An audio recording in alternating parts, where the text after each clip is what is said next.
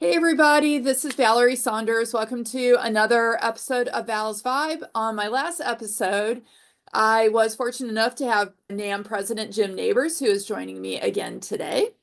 And I told you that we would kind of give a recap of our legislative conference that we just came back from. We all just came back yesterday. So hot off the presses, welcome, Jim Nabors. Thank you. So haven't seen you in a day, I miss you. and, and so do I. I miss you too. And I would say our event was great. I think it was better than anyone anticipated it was going to be. We had a new location, a little confusing for some people, but it was just put together, fantastically. And you couldn't have asked for a better group of speakers than we had. Oh, I agree 100%. We were lucky enough, John Bell wasn't able to make it from the VA. So he sent Terry Roach, who is the assistant director for the loan guarantee service, who did a great presentation on VA appraisals. And I think that by itself was worth the cost of admission. I mean, his presentation was great. And then to follow him with Jordan Wood, who's the special assistant to the president for public engagement and business liaison, and probably about 27 years old. I mean, so this guy's going to be around for 40 or 50 years. And he did a great presentation. We talked a lot about affordable housing with him, which, we were just happy to get him. We didn't understand what he was going to be what he would want to talk about. And so, that was really interesting. So I think that was the first person from the White House we've ever had, right? The first person from the White House. So, and afterwards, I suggested that next year it's J.D. Vance, if not President Trump himself. Well, hopefully he can pull those strings for us now that we have a relationship. So. Oh, honestly, I invited him back next year. And he was very good. He said he would come. So yeah. I'm like, okay, that'd be great. So, but and when you just look the order they fell into, play, it was just a jam-packed day. When you have Congressman Cleaver, who is very passionate about affordable housing, and that, with 5 million units needed to be built to meet the need today for the number of people that want to be first-time home buyers. It was great. And, we rotated, we had Democrats and Republicans, and to hear him followed up by, Congressman Rose, who, of course, is the champion in the House, along with Richie Torres, of the Trigger Leads bill. But at the same thing was talking about the need for more affordable housing and moderate affordable housing, and some misunderstanding that some people may have that, this is, I like the fact he emphasized, hey, there's a lot of people just graduated from college, or they just graduated from trade school, or been working in a factory that want to get their first house, but they can't live where they're working because the houses are just too expensive. And opening up something like that, that the government needs to follow into. And it was like almost, right after him when Congressman Flood was talking, and we thought, for some reason, I just thought he was going to talk about flood insurance, right. which he did. But he came back on manufactured housing. And, he talked about a development that he had visited with some other congressmen, which were basically, it was in an area and it was all prefabricated homes. Mm-hmm. And told a little story about how in other countries they're recirculating the bottles, and they can build a 3-bedroom house just out of plastic for $4,000. Now, wow. I don't think that's going to work here, but it was great just to hear his concern about the need for millennials to be able to afford their first house. And it was great. Then, of course, when you follow that up with Senator Reid, who unanimously got the Trigger Leads bill, approved last year. in the Senate. And it is, even though he's now the ranking member and not the chairman of the committee, is going to do it again. He feels that there is enough support on that issue. And we talked about plenty of other issues, and I figure we'll get to the other issues, but trigger leads to me has been, our main focus.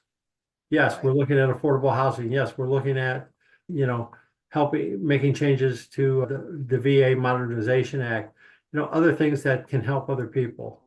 But trigger leads, I think, is still the number one target for most of us in the industry. And, so Senator Reed made a great presentation on it and where he feels it's going to go. And it's April 4th. I think it's going to be less than 10 days. It'll be introduced. And I think he was talking to Congressman Rose and Congressman Torres. I think it's going to be done at the same time. That would be smart. I mean, I noticed too, like when we were talking to some of our legislators, especially the House members the next day, I think the fact that the Senate passed it unanimously and the House couldn't get any movement was very impactful to them. Kind of like, oh God, the Senate, because I can't remember, one of them referred to the Senate as the sleepy Senate. Got it unanimously passed, but we couldn't get it done in the House. And so I think, that almost had more impact than anything else on those House members, because, they probably had a feeling that they were going to do something before the Senate could. Yeah, I since it was introduced before, we all just assumed it would be. Right. But still, we can't argue over the results. Well, especially with what's happening to the rates with the tariffs and the stock market. I mean, we have a large segment of the population that's probably on the verge of refinancing. And of course, we're coming into the spring buying market. So, I mean, trigger leads are just going to go through the roof. Yeah, you're probably right. So it'd be nice if before the end of the summer, they didn't exist anymore. Yeah. So we all could do what, we can do, Congressman Richie Torres, when he talked to us, same thing.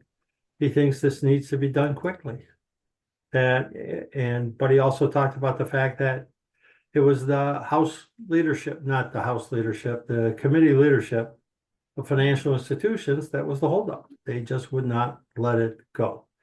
So, and I know when we're done talking about, or one day when we talk about going to the Hill, we'll talk about, visiting Chairman French's staff and their feelings on it. So that was pretty good. I mean, it wasn't the whole day, but I mean, just so far. And then, the guy I did like, though, Eric Elman, who's president of the National Credit Reporting Association. Hard group to come talk to. We're talking about trigger leads, but a great guy, and talked about the process, talked about the fact that he didn't work for the three credit bureaus, and how the pricing works out and what they look at to try to be as equitable as possible, and that all the reforms you're hearing, one Vantage score, one credit bureau. I think the one person in the audience asked him, if every creditor is required to report the same thing to all three credit bureaus, why do you have to have a tri-merge? Why can't you just have one credit report? And because I know in the past you just had to report to one of the three credit bureaus every quarter. Didn't matter which one.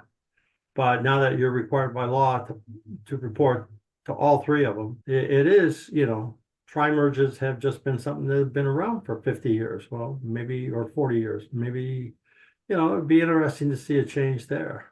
So, but. Well, what was his response to going to a single bureau? I don't think he was that positive about it, about the idea, because he is the president of the National Reporting Association, but he did wonder, I don't think anybody had ever asked him that before. And honestly, I hadn't been thinking of it that way until a person in our audience asked him. But I thought, he gave a better understanding to everybody there on what has actually been going on and how the pricing is determined. And I thought, you know what, you might not be happy with what he had to say, but at least you walked out with a better understanding of how they see it works. So, and so I thought that was good. I give him kudos for being the credit guy coming into a room full of mortgage professionals. Yeah, you know what? It's a tough seat. Yeah, I was going to say, on everybody, people are looking at, this is the guy I want to talk to, and it's like, okay. So then you got to talk to Len Wolfson, right? Yes, yep. Lynn Wilson he is with a company called Federal Hall Policy Advisors, but he does have sort of a unique background in that he recently prepped for their confirmation hearings, now HUD Secretary Turner and FHFA Director Pulte. So he was able to spend a lot of time with them recently, kind of helping them, I guess, be able to field the questions in the Senate as far as those positions, which I'm sure was probably an interesting task. Right, right. Then, of course, you can't have a ledge conference without having somebody from Ohio. Right. That was Especially great. the president's from Ohio. That's true. So we've had other guys from Ohio in the past, though. Speaker Boehner, Michael Oxley, Bob Ney. I could go on and on, but this is the second time Congressman Davidson has come to speak to us, and he was just great. And I didn't realize till I was reading his biography that he was born in Shelby, Ohio, and I have a personal connection to Shelby. And he's like, afterwards, he asked me, "Had you thought about moving there?" And I'm like, "No, I'm from Cleveland. You're too close to Cincinnati for me." And he's actually closer to Dayton. But the fact that when we're talking to somebody who not only graduated from West Point and got his master's degree from Notre Dame, but still lives in the general vicinity of where he grew up and hasn't moved out, was just great. And his support, again, he talked about affordable housing. He talked about trigger leads. He talked, about our need for more people to have more options and multi-units too, and our need for that. I thought that went really well. So yeah, it was definitely a packed day, considering we started right at 9 a.m. and our last speaker, I think, went on at 3:30. So right. that's a lot of opportunities for those in attendance to really get the full picture of what's happening in DC and be able to ask questions. I mean, you're not going to get too many opportunities like that. No, and it wasn't like they hit and run. They came, they took time to talk to people. They did, speak in front of the group, but as they were walking out, everyone was answering questions. And I think, we should have probably had a photo booth put outside because everybody wanted pictures with a congressman or a senator. Right. Or in my case, Jordan Wood, the special assistant to the president. Well, so I did think the whole event went really well. And I think I'm sorry, go ahead. I was just going to say, I think everybody, not only was it, beneficial to them, but I think they all had a good time. I agree. Yeah, I give kudos to our lobby firm, the Williams Group, for really helping our organization step up our game as far as the speakers that we have at our legislative event. Right. So like I said, I don't know what else we could have done to make it any better than it was. Yeah. Except, of course, had Vice President J.D. Vance, also from Ohio, or perhaps President Trump. But, you got to set goals and go from there. But absolutely, room to grow. Overall, and then, following it up the next day when we went to the Hill, and we had, I've talked to probably about 20 or 30 members that have, and who have called me and said, hey, we talked to this person about the trigger leads bill. We talked to this person about, affordable housing or, the other issues, and I always get the name of the bill, the modernization. VA Modernization Act. Yes.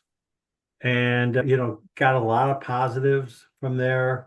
I was most impressed when we were meeting with, with Chairman French's, who's now replaced the gentleman that held up the trigger leads bill. And when we sat down, started talking about it, he knew more, he knew completely, he was 100% geared in on it, knew all about it. Did I mention he went to college in Cleveland, Ohio? Oh, I think that was the guy actually from Senate Banking and Insurance, who is the guy with Tim Scott, Chairman Tim Scott for Senate Banking. The two gentlemen for House Financial Services. Yes. Oh, you're right. What was You're their right. names? It was, Brian and David. yes. Who were 100% up to date on it too. But you're right. It was the gentleman from Tim Scott's office that not only got his master's degree at John Marshall, who's most famous. No, not John Marshall. Yeah, no, you're right. John Carroll University. Oh, John Carroll. Their most famous graduate is Don Shula. But then he went to Cleveland State for his master's, and he was from Canton, Ohio. So it was interesting. Yes, after we were done, him and I spent 20 minutes talking about the Pro Football Hall of Fame. And when we were last there, his case a long time ago for his high school prom. So I at least beat him on that. But I think we had a great time. We got a lot of good feedback from everyone. And that's really what it's all about. The idea that you can come and our members can, from all the different states, can talk to each other. Well, what are you doing in your state? What are you doing in that state? Like Utah just passed the trigger leads bill. Mm-hmm. And now California is interested. Well, what can we do here? Or Washington? How do we do that? To be able to just talk among themselves. And then, of course, to have, I think that was one of the questions that somebody asked Eric Hellman. And he said, it might be tougher if you're doing business in multiple states it's going to be confusing on which states have this law and which states don't. Right. So he felt, national legislation is, probably going to be the end all. So I thought that was great. So yeah, no, I agree. I mean, I think definitely with Utah and Idaho recently passing legislation that, the government needs to, since they're working on it already, don't drag your feet on it, because as you said, all that's going to wind up happening is as other states' legislatures meet, they're going to start doing the same thing. And it's going to be so confusing and cumbersome to try to comply with all of these state laws. Right. So it really needs a national solution. Absolutely. Absolutely. But so on the advocacy front, we should be looking for some announcement soon of trigger leads legislation. Yeah, definitely. I think, like every other thing, every other event, 2 years ago, Richie Torres dropped the bill right before he came and talked to us. I think Congress was officially closed before our ledge conference started, officially closed over an unrelated issue of maternity leave for members, female members. Yeah. So that was just kind of strange, but still, you'd go in and they were still doing hearings, and that was only on the House side, but the House was still doing hearings. Mm-hmm. And so it was, but it did kind of throw a wrench in, getting anything filed this week. But next week is a whole new week. And absolutely. We can keep good thoughts. And I really, we came so close to one, get the Senate to pass the trigger leads bill unanimously in December of last year. And then to have the House at 4 o'clock, it's in. and at 5 o'clock it's out. Yeah. So, that doesn't happen that often. And now that we have different people that are in charge, everyone seemed to be positive that this was this was bipartisan. Both all the Republicans and Democrats all feel it's time to address this issue. Right. And there are all the other things we were talking about, our interest in affordable housing, reforms to the GA bill, down payment assistance, the cost of credit bureaus, all the other things that we talked about in it. But I think everyone had one thing in the back of their mind is how badly they're being affected by one of our members took an application from his mother. He pulled a credit bureau while he was at our event. And 15 minutes later, his mother called him and said, "Why are people calling me?" Oh, God. And I looked at him, I'm like, and he's 60, so his mom must be in her 80s or 90s, 80s probably. And she doesn't understand. Right. And I think that's one of the reasons, besides us constantly talking about it, is to listen to, Congressman Flood talk about the number of people that are, calling his office on it, saying, "Hey, why is this happening to me?" Or is my information being stolen? Is it being sold? Not only stole, but then sold someplace.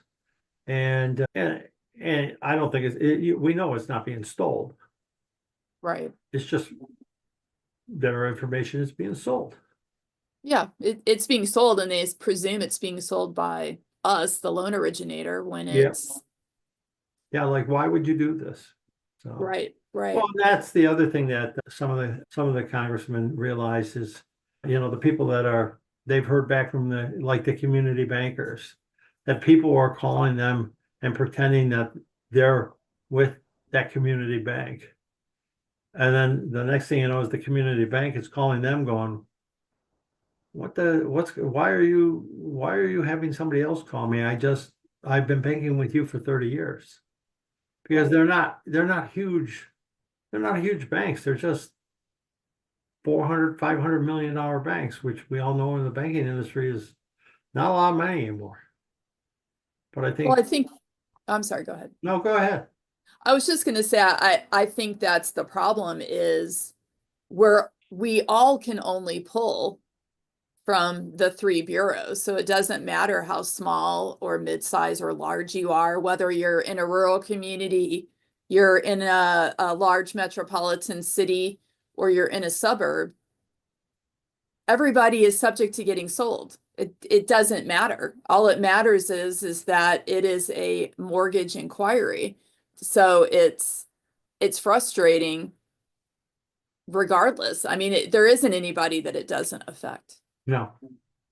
So I'm sorry if during this edition of Val's Five, maybe the next time we can expand to other things that I concentrated mostly on trigger leads, because that's what, when I talk to our members, that's their number one issue. But at the same time, they're like, hey, cost of credit bureau, affordable housing, down payment assistance, whatever it is, how they're interested in when are interest rates coming down. For some reason, people call me and think, "You're the president of NAMB. When will interest rates come down?" I'm like, "Boy, The bat phone ringing. I'll work on that Saturday." Right.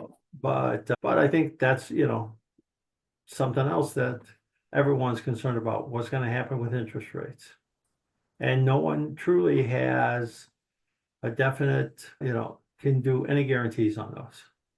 Right. No. So we have a legislative event every single year. And obviously, we send out calls to action, but what is another way that somebody in the mortgage industry can support the cause? I know there's a lot of talk about political action committees, and you've obviously been involved in NAMB's PAC for a while. How can they support NAMB through that, and what does that actually mean? Well, NAMPAC is is an additional voice for NAMB. You know, we attend a lot of events and we're truly bipartisan. We're all about the mortgage industry. We're not about all the other things that separate Republicans from Democrats.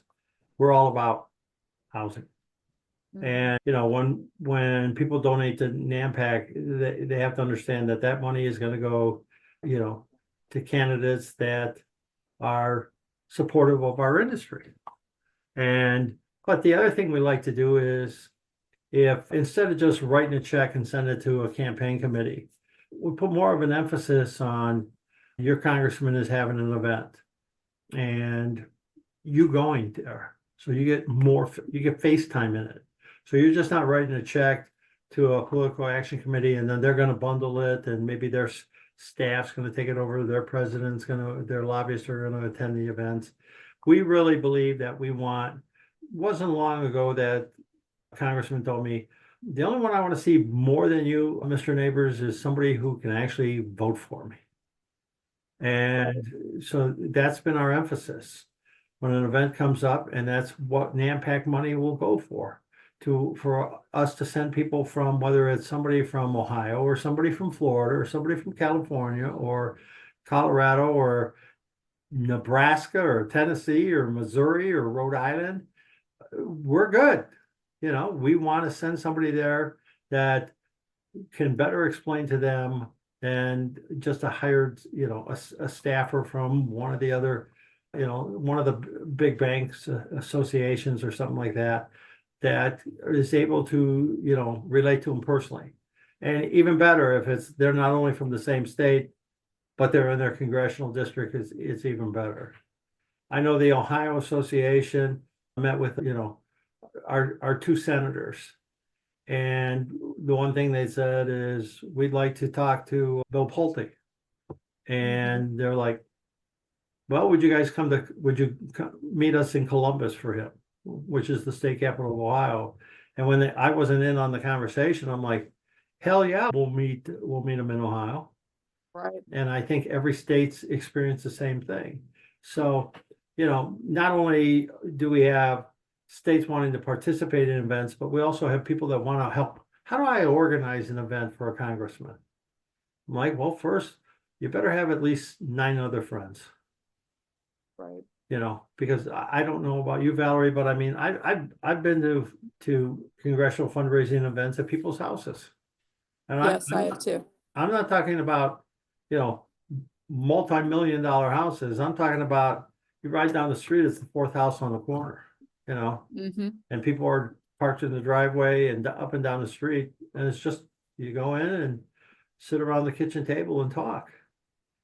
And that's what we really need to put more of an emphasis on. If there's one thing we could do better, it's that. Have our people go out and get to talk to their, you know, not think, oh, I got to fly to DC. No, you don't. You know, he's your congressman. Right. I didn't get the opportunity to meet my congressman this time, but his office is only 9 miles from my house. And I've dropped in there at least 3 or 4 times. So yeah, I've had the pleasure of attending several PAC events on behalf of NAMB or my state trade association, and you know, to go, like, the 2 of them I went to are at Disney World, and you know, you go to the Liberty Tree Tavern and you're sitting there eating your, you know, your dinner, and you've got your congressman and their spouse, and you're there for an hour and a half, and they're not, you know, they don't have the distraction of a committee meeting or their aides or, you know, whatever's happening in DC. The only distraction they have is, what ride am I going to go on after I leave here? And, you know, it's very, very impactful. And, you know, you can just, it's easy to express yourself when you're in that sort of an environment. Right.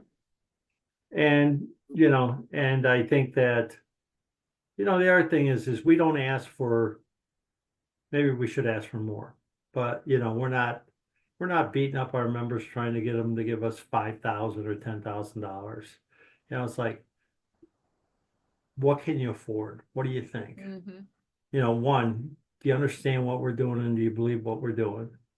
Okay. And then what do you think?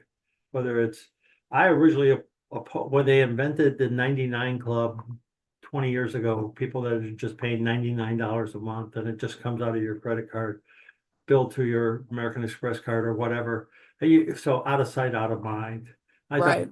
I'm like, oh, I don't know, that's not enough money. And then in reality, that's our most popular choice. But at the same time, I talked to someone who's now on the board who started out at $20 a month. And I used to laugh because I was pack chair and when you're doing the quarterly or the semi-annual reports and I just keep seeing the same name, $20, $20, $20, $20. But you know what? That's what he could do. Right. So whether it's someone that does $20 or someone that does 100, and we have our Founders Club is the people that at one time the max you could make in 1 year was $5,000. And we had never got anybody that gave us $5,000. And one of our members did. And he maxed out, hit the $5,000, and we couldn't take any more money from him. And it was like, wow. He said, we ought to have something for that. And that's when we invented our Founders Club. And Right. actually, he came up with the name Founders Club, but he gave the money and he said, I'll be the only one. And no, he wasn't. So, well, if you're the first guy, you should be able to name the yeah, club. absolutely. At least he didn't want to name it after himself. But Sure. Neil's Club, yeah, I had a nice name to it too. But but we don't expect people to be writing us checks for $5,000. We're just looking, think about, see what we do, and once you find value in it, then help. Yes. That's all we can ask. On that note, I think we'll end this. So I will put here at a slide at the end with a link to our PAC in case anybody's interested in contributing. If you can do $25, $250, $5,000, whatever amount is great. It all contributes to the same pot and helps the cause. And NAMB was founded on advocacy, and that's still one of our leading pillars of the organization. So Absolutely. Thanks, Jim. Thank you, Jim, for being a part. I hope to get at least one more episode. Absolutely. Definitely before September 30th. There you go. Boom. 30 days past September. Oh, time is flying. Well, thank you, everybody. Hope you have a great weekend. And I look forward to speaking to you on the next VALS Vibe. Stay healthy.